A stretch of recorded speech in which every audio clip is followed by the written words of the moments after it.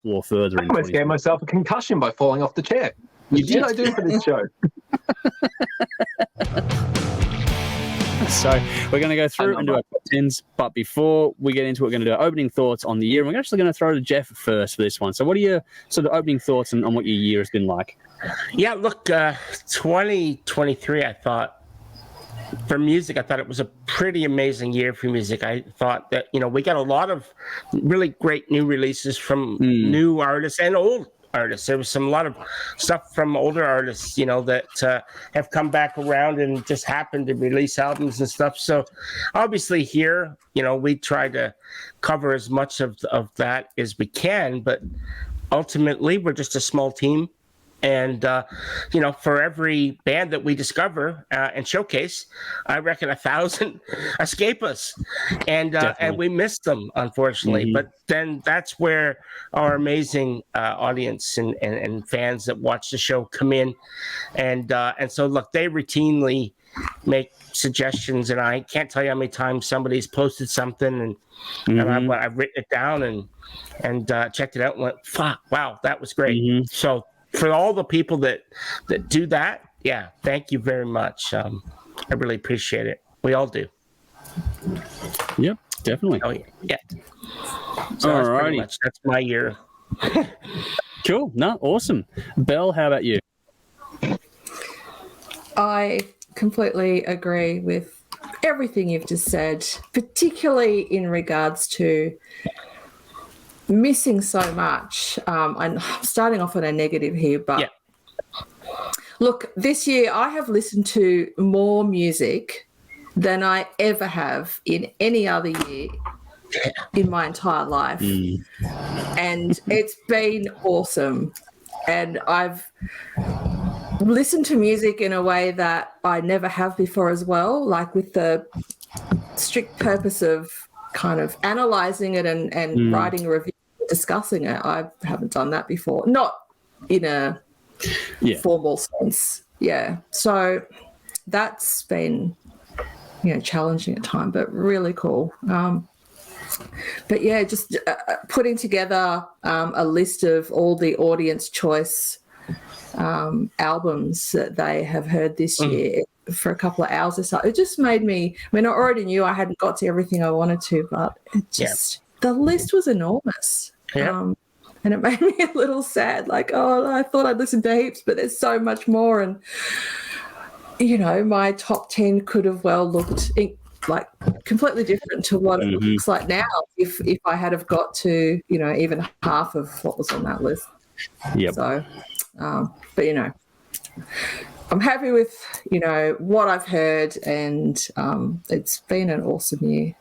Hanging out with you guys, just talking music and talking shit. It's been great. That's what we do best. That's pretty much it. No particular order. That's right. Usually talking shit more than anything else, but hey, that's the fun part. So it all works. Forgive me, folks, if there's wind that kicks up. We've got a cyclone up north. It's not going to hit us, but just because the winds that are kicking off, it's a bit breezy up here at the moment. But can't hear it. Okay, cool. That's a good thing then. Was there anything else there, Belle, or was that a wrap for you? No, that's it for me. All right, Thanks. Cool. Well, Dave, over to you, my friend. Yeah, it has been an interesting year musically. Lots of new albums from old favourite bands and lots of albums from new favourite bands as well. We got new albums from Metallica, Eclipse, the 69 Eyes, and Alice Cooper. We also had the news that Mike Portnoy rejoined Dream Theater. How fucking cool is that? And this year I got to review some of my most favourite albums of all time, like Scenes from a Memory, Once, The Crimson Idol, The Wall, multiple times, and Chinese Democracy. And I was fucking bone dry after that one. I had nothing left. That was cool. We did deep dives into favourite bands' discographies, such as Aerosmith, Queen, Metallica, and exploring Symphony X a lot further than I had previously. We had a 4-month break, 4-year break. That'd be funny. We had a 4-week break halfway through the year, and I took the chance to backtrack over a whole bunch of bands and albums that I had missed. So I explored Volbeat, Godsmack, Five Finger Death Punch, 69 Eyes, Pretty Maids, and thanks to Belle, In Flames, who she introduced me to this band, and fuck, they are awesome. I did push myself way out of my comfort zone this year, starting with discovering that there was a hell of a lot more to bands like Septic Flesh and Dimmu Borgir than I first thought. Hearing that Communion album, I think Andrew had the same experience with that, except when we did the Septic Flesh album. earlier this year. That is definitely my gateway into symphonic death metal, which is awesome. And then there's bands like Voyager and Northlane, which ended up approaching these albums with an open mind, and I wouldn't have liked them a year ago, but I feel kind of dirty, but I do now, which is all fun. And I've also reviewed some absolute crap this year, like Kate Bush and Kim Dracula. I put a fucking bullet in my head. Oh, well. That's the breaks, Dave. Them's the breaks. Possibly the first time ever I drank a cup of tea on the Hard Rock Show. I don't think anyone's done that before, but that was fun. First. Mm-hmm. Yeah. Dressed like a fucking nerd, too. Spotify has informed me this year I listened to 108,000 hours of music, which equates to 75 days worth. That's just on Spotify. Not including, I still listen to CDs as well, but that's a lot. Wow. And to top all that off, 2023 also let me know there was a band out there called Piston Fist. Mm-hmm.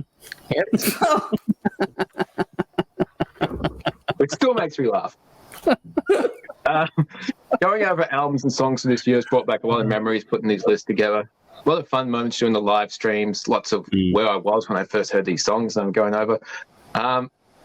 2021 and 2022 were both amazing years. This one's a little bit quieter by comparison because everyone had an album out after lockdown, but there was still a hell of a lot to go through. So these lists are going to be fun as we see what people favour. Yes, definitely so. Dave's rattled off quite a bit, actually. It crosses over with some of my thoughts on the year, but it's been a year of change overall, more than anything else, I think. For us here behind the scenes, anyway, I've moved from Melbourne up to Queensland, and that was why we took a month's break in the middle of the year while I was transitioning all that sort of stuff up this way. And that has been its own, so it's a joyful thing to do. We did it for all the good reasons, but it's also, been met with its challenges, like being washed out and things like that, because we're still building our house. But we've had some interesting times, but it's been a good experience, and for my peace of mind, it's actually been really nice to get away and change the pace. Allow me to focus a bit more on things. That may not seem like it at times because things are still chaotic and hectic and all those things, but overall it's allowed me to have a bit more focus and get back to what I like doing, which is listen to the music and then talking about the music. But yeah, like I said, a year of change. We changed the TV structure. Like we changed it much more. Like we started this last year, just making it more clip shows. We changed the entire thing about having themes every other week, and then new music, and then the way we're doing it, and how it tied in with our live stream content. We haven't really done that before until this year. In that context, we changed our Thursday night streams as well. Like we changed that up completely. We introduced weekly battles, which we hadn't done. We started doing new games. The guest song, the Who Am I? We did the Builder Band stuff and the Builder Catalog stuff, and we did all these things which we explored what we're capable of in those live streams. It became a lot of fun, and I think that we've given ourselves a real platform with which to launch from and explore further. I almost gave myself a concussion by falling off the chair. What did I do for this show? You nearly hung yourself with your candy canes and dropped your hands on your head. I didn't blade myself this year. I did that in previous years. That's true. You didn't cut yourself. I bled on a live stream. That was fun. Yeah. With a guitar pick. Yes, you're a dedicated soldier. That's for sure. But as these things rotate through, we changed our Sunday sessions about 3 times the format and settled on one that we actually really enjoyed in the end as well. So it's been a year of exploration and change, which has been actually refreshing in its own way. Not that we needed refreshing, but it's always good to sort of do those things to sort of break it up a bit and change it up. We for me, on a personal note, 3 of my sporting teams won the championships this year. So Collingwood, the Kansas City Chiefs, and the Denver Nuggets all won the titles. For the Nuggets, it was the first one ever. For the Chiefs, it was the second one in 3 years. And for the Pies, it was the 16th flag. So it was a very, very good year for me in terms of the sports that I love so much. There's a few other teams like the Flames, which we won't talk about that much. They're not going that well anymore. But there's other things there. You take the swings and the roundabouts and that kind of stuff. But just on that sort of note, because I love my sports, that was a bit of fun too. But like Dave mentioned, on the deep diving on music side of things, we've done Symphony X, Metallica, Queen, Aerosmith. We did those things, and that's where we settled on the new format by going through those journeys. And it was a real pleasure for me personally to go through the Queen one, because Queen's one of my all-time. That's one of my gateway bands. Without Queen, I wouldn't have done this. That was really good. Amazing. I'm looking forward to releasing those things over the break, hopefully. We did our first Patreon exclusive session with Bell, which we have never done that before, where we jumped in and did a couple of reviews that Bell chose, which will be released over the break as well. So that was cool too.